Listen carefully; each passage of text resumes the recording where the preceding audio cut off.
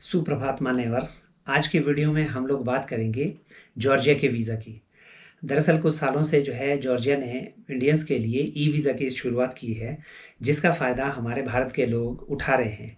और अब तो जो है आप जानते हैं काफ़ी समय से जो है इंडिगो ने एक डायरेक्ट फ़्लाइट तिब्लिसी के लिए दिल्ली से शुरू की है, जो कि बड़ी सक्सेसफुल रही है। क्योंकि जॉर्जिया एक बहुत ही खूबसूरत देश है, तो इस वजह से बहुत सारे जो इंडियन टूरिस्ट है वो घूमने जाना चाहते हैं। अगर आप एक छोटे से बजट में सच में ट्रैवल करना चाहते हैं देश से बाहर, तो जॉर्जिया एक अच्छा ऑप्शन हो सकता है। और सबसे बड़ी बात है कि जॉर्जिया ने अभी इंडियंस के लिए जो है ई वीज़ा की फैसिलिटी भी शुरू की है। तो आज हम बात करेंगे जी जॉर्जिया के वीज़ा के बारे में, पूरा कंप्लीट डिटेल में बात करेंगे कितनी तरह के वीज़ा हैं और कैसे ये वीज़ा लिए जा सकते हैं। और एक बात मैं आपको बता देता हूँ कि जॉर्जिया का जो ई वीज़ा है उसमें एक पेज, बड़ा ही ज़बरदस्त पेज उन्होंने फंसा के रखा हुआ है, जो कि इंडियंस को पहले शुरू में मालूम नहीं होता, लेकिन बाद में जब पता चलता है तो फिर बड़ी दिक्कत हो जाती है, क्योंकि वो तब तक पैसे दे चुके होते हैं। तो आज हम इस बारे में है डिटेल में बात करेंगे।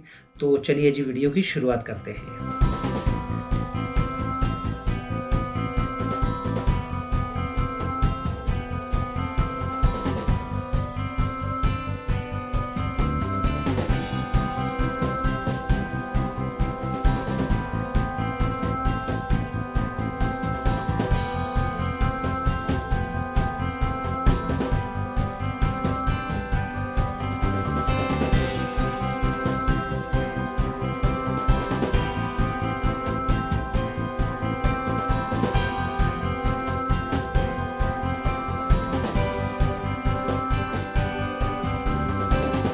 सबसे पहले बात करते हैं जी जॉर्जिया के लिए दो तरह के वीज़ा आप ले सकते हैं। या तो आप एम्बेसी से, जो कि दिल्ली में इनकी एम्बेसी है, वहाँ से आप स्टिकर वीज़ा ले सकते हैं, या फिर आप घर बैठे बैठे ई वीज़ा ले सकते हैं। अब बात करते हैं सबसे पहले स्टिकर वीज़ा की। स्टिकर वीज़ा थोड़ा सा जो है कॉम्प्लिकेटेड होता है ई वीज़ा के मुकाबले, क्योंकि इसके लिए आपको फिजिकली जो है प्रेजेंट होना पड़ता है। उसके साथ ही आपको बहुत सारे डॉक्यूमेंट्स चाहिए होते हैं, जैसे कि इन्विटेशन लेटर हो गया, आपकी ITR हो गए, आपको बैंक स्टेटमेंट आपको देना पड़ेगा। यानी कि थोड़ा सा कॉम्प्लिकेटेड रहता है। और इसका जो प्रोसेस होता है ये लगभग 15 दिन का रहता है। 15 दिन में आपको, अगर वीज़ा अप्रूव होता है तो 15 दिन में आपको आपके पासपोर्ट पे स्टिकर लग के आ जाता है। लेकिन सबसे बेहतर जो ऑप्शन है वो होता है ई वीज़ा का, क्योंकि इसके लिए आपको कहीं नहीं जाना, आप घर बैठे बैठे इसको अप्लाई कर सकते हैं। तो ई वीज़ा की शुरुआत करते हैं जी। कि ई वीज़ा में दरअसल जॉर्जिया ने 2 स्टेप रखे हुए हैं। यूजुअली जब भी आप ई वीज़ा अप्लाई करते हैं तो एक सिंगल स्टेप होता है। एक सिंगल स्टेप में ही आप अपनी डिटेल, अपने सारे डॉक्यूमेंट्स जो है अपलोड करते हैं, और जो भी उनका फिर अप्रूवल टाइम होता है उसमें वीज़ा अप्रूव हो जाता है। लेकिन जॉर्जिया का जो वीज़ा है वो थोड़ा सा कॉम्प्लिकेटेड है। आइए इसके बारे में बात करते हैं। सबसे पहले जी शुरुआती दौर में अगर आप ई वीज़ा की वेबसाइट, अगर आप इनकी देखेंगे, अगर आप इस पर क्लिक करेंगे तो इसमें स्टेप बताए गए हैं बड़े सिंपल से, कि आप वीज़ा पे जो है आप ई वीज़ा के लिए अप्लाई कीजिए, और उसके बाद डॉक्यूमेंट्स अपलोड कीजिए, और उसके बाद पेमेंट कीजिए और वीज़ा पाइए। जबकि इतना आसान है नहीं है। सबसे पहले आपको क्या करना होगा, ई वीज़ा की वेबसाइट पे जाके आपको 2 चीज़ें चाहिए होंगी। एक चाहिए होगा आपका पासपोर्ट का फ्रंट पेज, और एक चाहिए आपका फ़ोटो। और फ़ोटो जो होना चाहिए वो वाइट बैकग्राउंड के साथ होना चाहिए, जिसमें 80% आपका फेस नज़र आता हो। तो सबसे पहले आप जो है अपनी नेशनलिटी चूज़ करेंगे, और आपका जो पासपोर्ट के डिटेल्स हैं, जैसे कि कब से कब तक ये वैलिड है, और उसके बाद आप अपना जो पासपोर्ट है वो अपलोड करेंगे, और साथ ही साथ में आप अपनी फ़ोटो अपलोड कर देंगे। जैसे ही आप ये अपलोड करते तो नीचे ऑप्शन आता है मेक पेमेंट का। आप अपने किसी भी क्रेडिट कार्ड या डेबिट कार्ड से पेमेंट कर सकते हैं, जो कि $20 होता है। इनका जो फ़ीस है ई वीज़ा की, ये $20 होता है। और अच्छी बात यह है कि जॉर्जिया जो वीज़ा देता है ये मल्टी एंट्री वीज़ा देता है, यानी कि आप बार बार जो है जा सकते हैं, बार बार एग्ज़िट कर सकते हैं। लेकिन इसकी एक शर्त होती है कि 120 दिन के अंदर अंदर आप 30 दिन के लिए सिर्फ जॉर्जिया में रह सकते हैं। अब आप में से बहुत सारे लोग पूछेंगे कि मल्टी एंट्री वीज़ा है, अगर मैं सिर्फ 10 दिन के लिए जॉर्जिया जाता हूँ तो क्या मैं दोबारा जॉर्जिया जा सकता हूँ? जी हाँ, अगर आप 10 दिन के लिए जॉर्जिया गए, क्योंकि इसमें टोटल जो स्टे है 120 दिनों में वो 30 दिन का है। अगर सपोज़ आप पहली बार जाते हैं और 10 दिन में एग्ज़िट कर जाते हैं तो आपके पास 20 दिन बचते हैं। आप दोबारा उस पीरियड में दोबारा जा सकते हैं 10 दिन के लिए या डायरेक्ट 20 दिन के लिए, लेकिन टोटल नंबर ऑफ डेज जो आपके रहेंगे वो रहेंगे 30 दिन। 30 दिन से ज़्यादा आप जो है जॉर्जिया में नहीं रुक सकते हैं। 30 दिन तक आप कभी भी कितनी भी बार आप जो है इन या आउट कर सकते हैं। अब जैसे ही आप ये $20 की पेमेंट करते हैं, असली जो कहानी शुरू होती है वो शुरू होती है इसके बाद। जैसे ही आप सबमिट पे क्लिक करेंगे, उसके बाद पेमेंट आपकी हो जाएगी। उसके बाद आपकी ईमेल आईडी पे एक लिंक भेज दिया जाता है कि अब आप इसको वेरीफाई करने के लिए, दरअसल ये DU वेरीफाई करके जो है आपके पास एक लिंक आएगा। उस लिंक पे जब आप क्लिक करेंगे तो आपको पता चलेगा कि आप एक किसी आउटसोर्स इनकी एजेंसी है, उनकी वेबसाइट पे चले गए हैं। अब ये जो वेबसाइट है इसका नाम है दरअसल DU डिजिटल ग्लोबल। ये एक UAE बेस्ड एक जो है वेरिफिकेशन वाली कंपनी है, जो कि बहुत सारे देशों की एम्बेसीज के लिए वेरिफिकेशन का काम करती है। आप ये मान के चलिए, तो भारत के लिए भी इसी को रखा गया है। इनका ऑफिस दिल्ली में है। अब जैसे वो लिंक पे आप क्लिक करेंगे तो इनकी वेबसाइट खुल जाएगी। अब इनकी वेबसाइट पे जाते ही ये आपसे $15 मांगेंगे। हालांकि वो $15 इनकी फीस होती है, लेकिन टैक्स मिला के लगभग $16 हो जाते हैं। तो $20 आपने वहाँ दिए, जो $16 है वो आपको इस वेबसाइट पे आपको पे करने हैं। ये किसके हैं? ये है जी वेरिफिकेशन के। जॉर्जिया की जो वेबसाइट है उसमें कहीं पे नहीं लिखा हुआ है कि भाई आपके जो डॉक्यूमेंट्स है वो कौन से चाहिए। शुरुआती दौर में आपको लगेगा कि आपसे सिर्फ पासपोर्ट मांगा गया, आपका फ़ोटो मांगा गया, शायद मेरा वीज़ा मुझे मिल जाएगा। दरअसल ऐसा नहीं है। अब इसके बाद जो कहानी है वो शुरू होती है। अब ये DU जो डिजिटल ग्लोबल है, अब ये क्या करती है कि आपसे फिर डॉक्यूमेंट्स मांगती है उसी वेबसाइट पे। अब आप दो सबसे पहले आधार। जी हाँ, वीज़ा के लिए ये लोग आधार कार्ड मांगते हैं, क्योंकि इनको आपको वेरीफाई करना है। अब आपका जो आधार कार्ड है ये डिजी लॉकर से जो है सिंक होना चाहिए। अब जैसे ही आप वेरिफिकेशन के लिए जाएंगे तो वो आपसे वही, जैसे आधार नंबर आप डालेंगे उसके बाद आपके पास OTP आएगा, उस तरह से आप वेरीफाई कर लेंगे। उसके बाद ये आपसे मांगेंगे जी किसी एक देश का स्टिकर वीज़ा, जैसे कि US, UK, शेंगन या जापान, इस तरह की कंट्री का एक आपको वीज़ा आपके पास में होना चाहिए। यहाँ पे सबसे बड़ी समस्या हो जाएगी इंडियन नेशनल्स को, जिनके पास में इस तरह की कंट्री का कोई भी स्टिकर वीज़ा नहीं है। तो फिर वो क्या करें? अब फिर एक ऑप्शन ये लोग देते हैं कि ठीक है, अगर आपके पास ये नहीं है तो किसी एक कंट्री का स्टिकर वीज़ा तो चाहिए ही चाहिए। अब ये बड़ी समस्या हुई थी मेरे साथ में। अब मेरे पास दरअसल मेरा जो पासपोर्ट है वो एक्सपायर हो गया था और मैंने उसको रिन्यू किया। अभी मेरा जो पासपोर्ट है वो बिल्कुल नया आया है, जिसमें किसी तरह की कोई स्टैंप, किसी तरह की कोई स्टिकर वीज़ा है ही नहीं।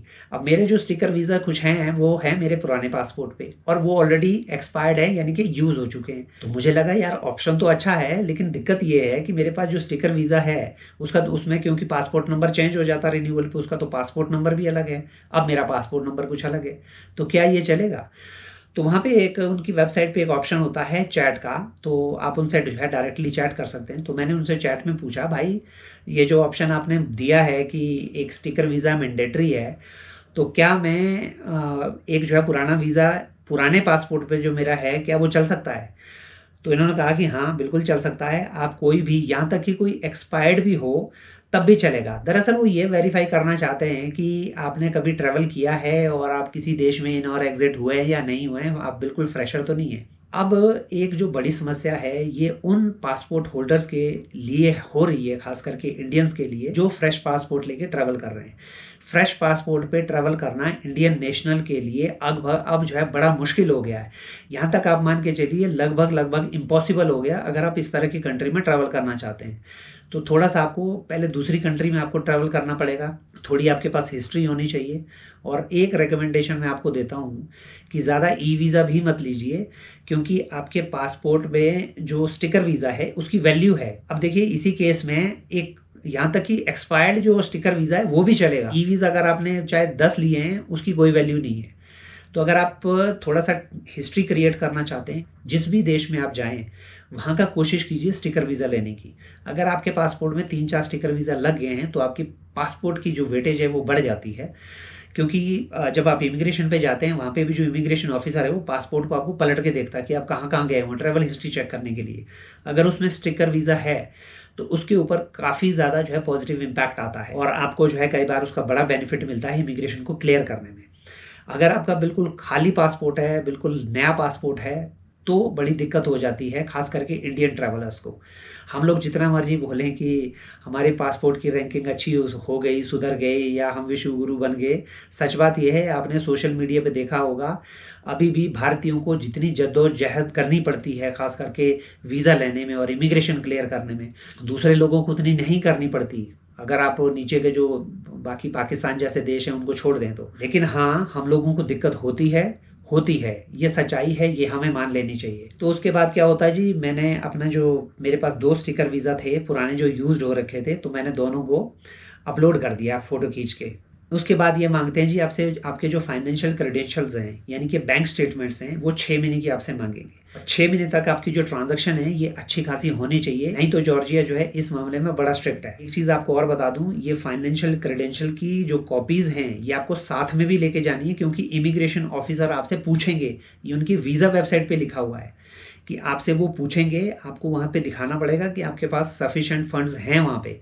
या तो आप बैंक की स्टेटमेंट लेके जाइए, या फिर अपने साथ में डॉलर्स लेके जाइए, आपके पास में क्रेडिट कार्ड हैं उनके जो है, किसी तरह से अगर आप उनको ऐप में दिखा सकें तभी वो मानेंगे, अदरवाइज़ बड़ी दिक्कत हो जाएगी। तो 6 महीने का आप बैंक स्टेटमेंट जो है आपको अपलोड करना है। और ये जो DU वेरीफाई वाली कंपनी है, इनकी जो वेबसाइट है ये बड़ी स्मार्ट है।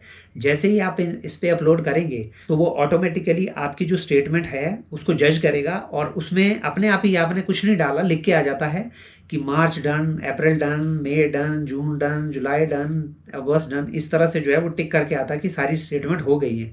यानी कि वो आपके पूरी स्टेटमेंट को रीड करता है कब से कब तक की है। उसके बाद अगर आप चाहें तो इस पे और भी डॉक्यूमेंट्स जो है अपलोड कर सकते हैं, जैसे कि आप अपने होटल की बुकिंग जो है इस पे अपलोड कर सकते हैं। हालांकि उसके बाद वो मांगेगा नहीं, लेकिन अगर आप चाहें, थोड़ा सा स्ट्रॉन्ग करना चाहें अपने केस को, तो आप अपनी होटल्स बुकिंग डाल सकते हैं, आप अपनी फ़्लाइट टिकट्स डाल सकते हैं। और एक बड़ी इंपॉर्टेंट चीज़, जॉर्जिया के लिए जो आपकी ट्रैवल इंश्योरेंस है वो मैंडेटरी है, ये आपको खरीदनी है, इससे आप बच नहीं सकते हैं। इनकी वेबसाइट पे लिखा हुआ है कि इमिग्रेशन पे ये आपको दिखानी है। उसके बाद जाके आपका ये सबमिट हो जाता है जी, और सबमिट होने के बाद में स्क्रीन पे इस तरह से आपको जो है एक मैसेज आ जाता है।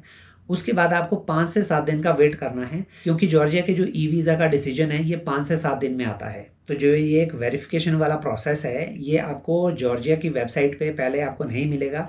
जॉर्जिया की वेबसाइट पे जब आप पहले $20 दे देंगे, तब जाके आपको पता चलेगा कि अभी आपको आगे बहुत सारी चीज़ें आपको करनी है।